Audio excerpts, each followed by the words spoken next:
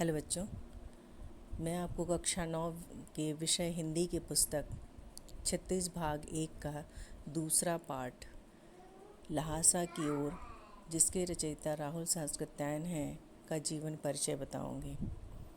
हिंदी के प्रसिद्ध साहित्यकार राहुल सांस्कृत्यायन का जन्म उत्तर प्रदेश के आजमगढ़ जनपद के पंदहा गांव में 1893 ईस्वी में हुआ था। उनका मूल नाम केदारनाथ पांडे था। उनकी प्रारंभिक शिक्षा गांव में, मिडिल शिक्षा आजमगढ़ में तथा उच्च शिक्षा काशी, आगरा और लाहौर में हुई। उन्होंने 1930 में श्रीलंका जाकर बौद्ध धर्म की दीक्षा ली। बौद्ध धर्म की दीक्षा लेने के बाद राहुल सांस्कृत्यायन नाम से प्रसिद्ध हुए। इन्होंने अपना नाम केदारनाथ से बदलकर राहुल सांस्कृत्यायन रख लिया। ये पाली, प्राकृत, अपभ्रंश, तिब्बती, चीनी, जापानी, रूसी सहित अनेक भाषाओं के ज्ञानी थे। पाली भाषा बौद्धों की भाषा मानी जाती है कि पूरा बौद्ध साहित्य जो है वो पाली भाषा में है। उनके ज्ञान के आधार पर ही उन्हें महापंडित कहा जाता है।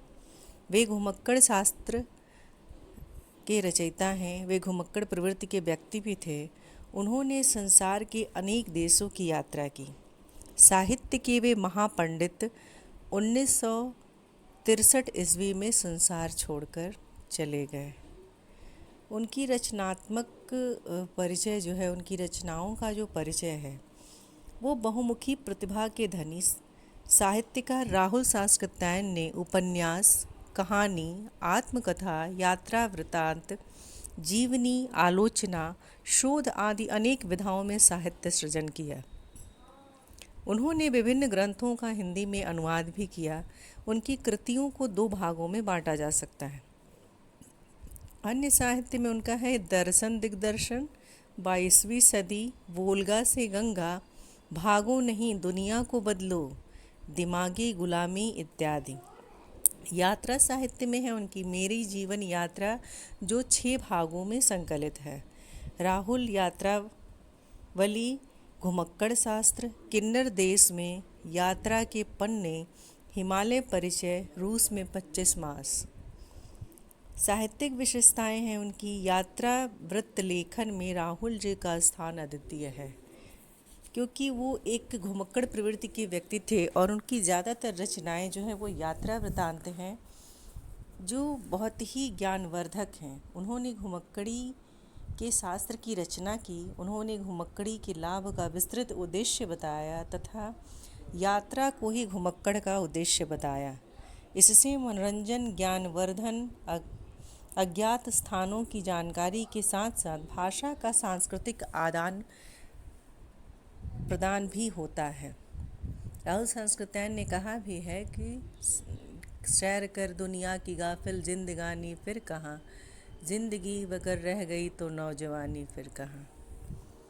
भाषा शैली उनके साहित्य की कि राहुल जी ने अपनी रचनाओं में परिनिष्ठित एवं शुद्ध भाषा का प्रयोग किया है। उनकी साहित्य में तत्सम शब्दों का प्रयोग अधिक रहा है और हिंदी भाषा का जो एक मानक है, उस मानक के अनुसार उनकी भाषा रही है। उनकी रचनाओं में तत्सम तद्भव के साथ अरबी, फारसी, हिंदी के बोलियों के रोचक शब्दों का प्रयोग हुआ है। लोकोक्तियाँ तथा मुहावरों के प्रयोग से भाषा की रोचकता बढ़ गई है।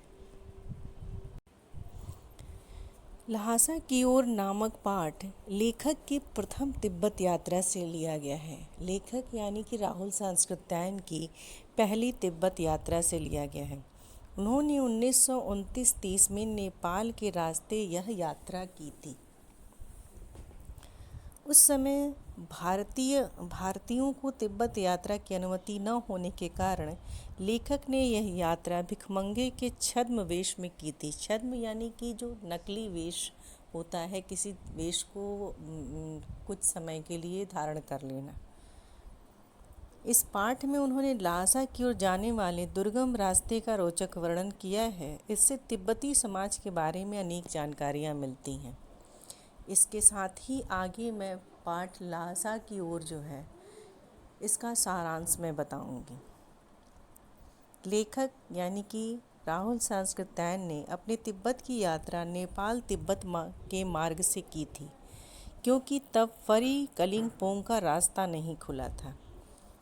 क्योंकि कलिंगपोंग पश्चिम बंगाल के दार्जिलिंग ज़िले में स्थित है जो स्थान, वो कलिंगपोंग 1700 ईस्वी तक सिक्किम का एक भाग था। 18वीं शताब्दी के प्रारंभ में भूटान के राजा ने इस पर कब्जा कर लिया। आंग्ल भूटान युद्ध के बाद 1865 ईस्वी में इसे दार्जिलिंग में मिला दिया गया। 19वीं शताब्दी के उत्तरार्ध में यहाँ स्कॉटिश मिशनरियों का आगमन हुआ और 1950 ईस्वी तक यह शहर उनका प्रमुख व्यापार केंद्र था। वर्तमान में यह शहर जो है वो पश्चिम बंगाल का प्रमुख हिल स्टेशन है।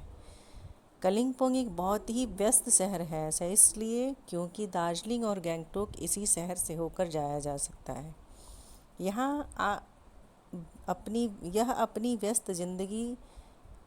लोग अपनी व्यस्त ज़िंदगी से विश्राम लेकर आराम के कुछ पल व्यतीत करने के लिए जाते हैं। तो ये कलिंगपोंग जो है वो पूर्वोत्तर हिमालय के पीछे स्थित है। यहाँ से कंचनजंगा श्रेणी तथा तिस्ता नदी की घाटी बहुत सुंदर नज़ारा दिखता है। और जब लेखक वहाँ गया था तिब्बत, तब उस समय ये रास्ता जो था ये बंद था। इसी रास्ते से हिंदुस्तानी वस्तुएं भी तिब्बत जाती थीं। यह व्यापारिक तथा सैनिक रास्ता था। इस पर जगह जगह फौजी चौकियाँ और किले बने हैं जिनमें चीनी सेना रहती थी। कुछ किलों में किसानों ने अपना डेरा जमा लिया था। लेखक ऐसे ही एक परित्यक्त किले के पास चाय पीने के लिए रुका था। परित्यक्त यानी कि छोड़ा हुआ। तिब्बत में यात्रियों के लिए कुछ अच्छी बातें हैं तो कुछ तकलीफ़ें भी। यहाँ जाति पात, छुआछूत, पर्दा प्रथा जैसी कुप्रथाएं नहीं हैं।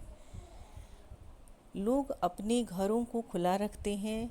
यहाँ की बहुएं या उनकी सासें यात्रियों को या अपरिचितों को भी चाय बनाकर दे देती हैं।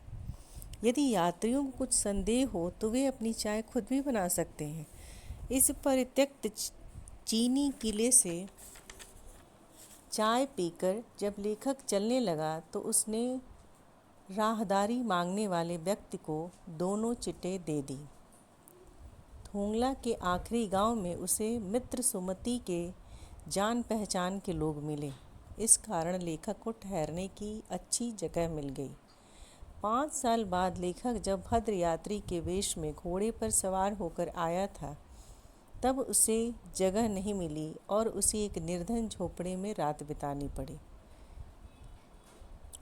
अब लेखक को सबसे विकट डाणा थोंगला पार करना था। 16-17 हज़ार फीट ऊंचाई पर स्थित ये डाणे सबसे खतरनाक जगह हैं। इनके आसपास कोई गांव नहीं होता। नदियों के मोड़ और पहाड़ों के कोनों के कारण दूर तक आदमी नहीं दिखते।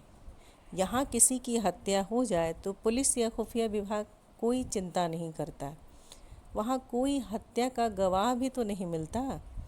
यहाँ डाकुओं के लिए अत्यंत सुरक्षित जगह है।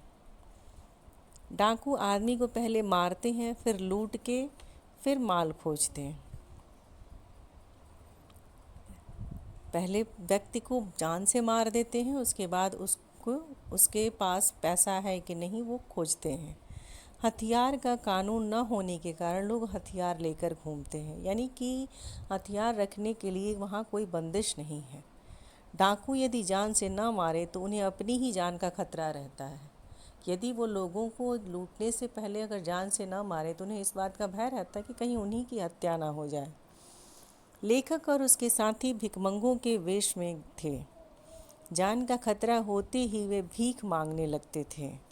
पहाड़ पर सामान के साथ चलना कठिन था, इसलिए लेखक ने 2 घोड़े कर लिए और चलते गए। दोपहर तक वे डाणे पर पहुँचे तो 17-18 हज़ार फीट ऊंचा था। यहाँ का वातावरण मनोरम था। दोनों ओर पहाड़ थे, इनमें कुछ पर बर्फ भी थी तथा कुछ पर न बर्फ थी न हरियाली।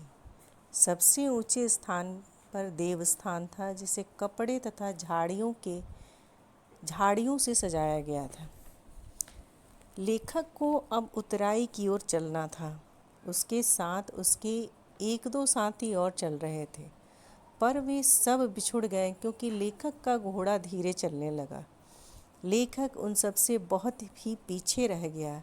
इसी बीच वह रास्ता भटककर कहीं और चला गया। फिर वापस रास्ते पर लौट कर आया। वह 4 बजे के करीब लंगकोर पहुंचा, जहां उसका जानकार सुमति प्रतीक्षा करता मिला। वह बहुत गुस्से में था, पर सारी बात जानकर उसका क्रोध शांत हो गया। लंगकोर में वह अच्छी जगह रुका। वहाँ से उसे खाने को सत्तू, चाय तथा रात में गर्मा-गर्म थुक्पा मिला।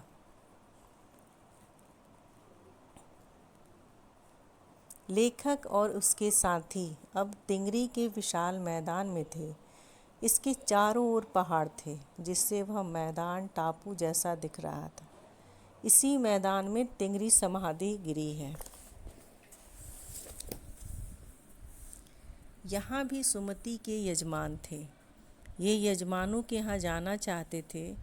बोध गया से लाए गए गंडे खत्म होने पर किसी भी लाल कपड़े का गंडा बनाकर बांटना शुरू कर देते। गंडा यानी कि तावीज़। लेखक ने उन्हें ऐसा करने से रोका। लेखक को भरिया यानी कि जो भारवाहक होता है, न मिल पाने के कारण सामान लेकर स्वयं चलना पड़ रहा था। तिब्बत की कड़ी धूप में 2 बजे सूरज की ओर मुंह करके चलने से गर्मी लग रही थी। सुमति अपने एक यजमान से मिलना चाह रहे थे, इसलिए उन्होंने शेखर विहार की ओर चलने के लिए कहा।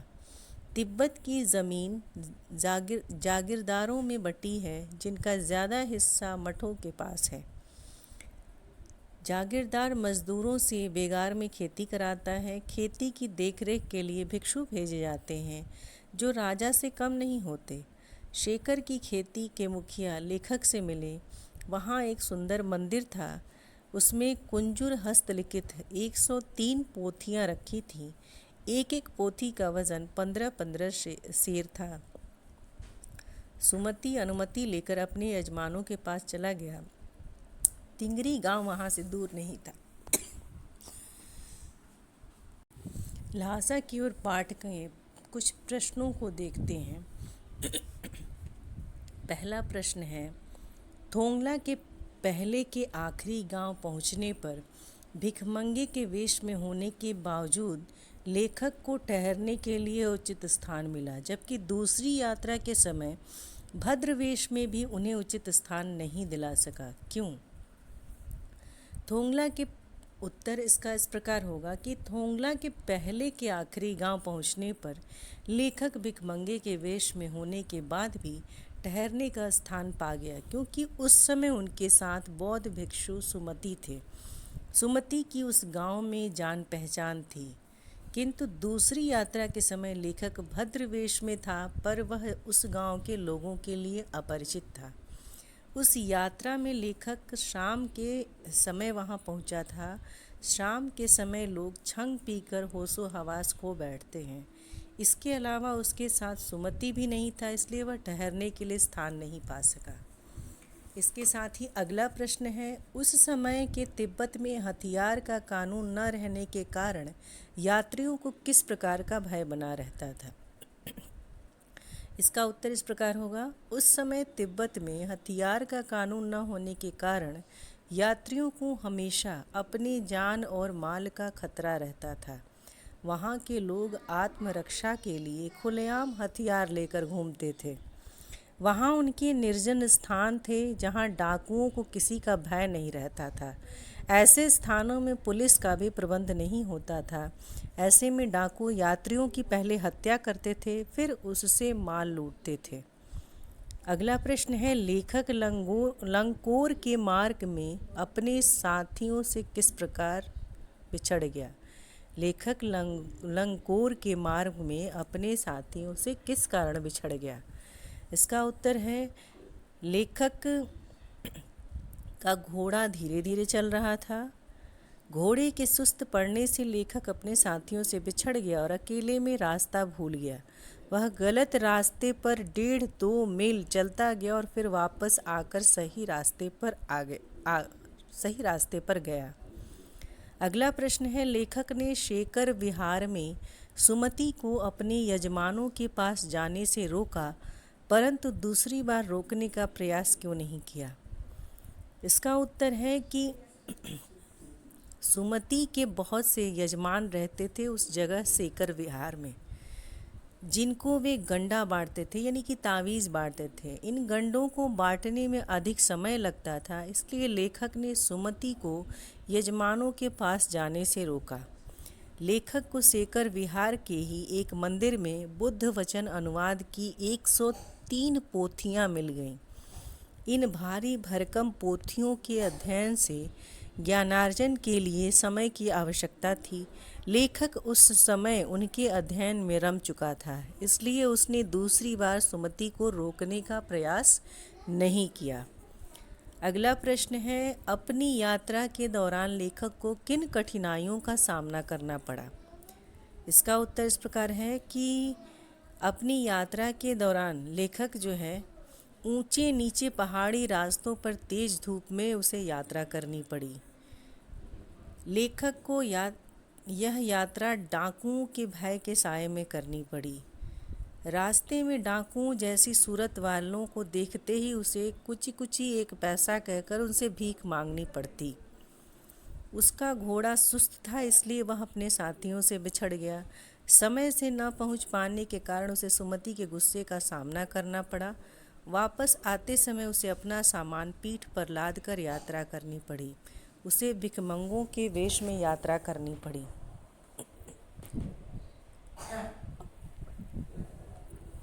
अगला प्रश्न है, प्रस्तुत यात्रा वृतांत के आधार पर बताइए कि उस समय का तिब्बती समाज कैसा था। उस समय का तिब्बती समाज बहुत खुला था, जिसमें जाति पात, छुआछूत, ऊंच नीच जैसी बातें न थीं। महिलाएं पर्दा नहीं करती थीं, वे अपरिचितों को भी चाय बनाकर दिया करती थीं।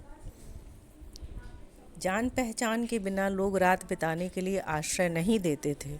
समाज में मदिरा पान यानी कि छंग का रिवाज था। लोग धार्मिक प्रवृत्ति के तथा अंधविश्वासी थे, जो गंडे के नाम पर साधारण कपड़े के टुकड़ों को भी विश्वास कर लेते थे।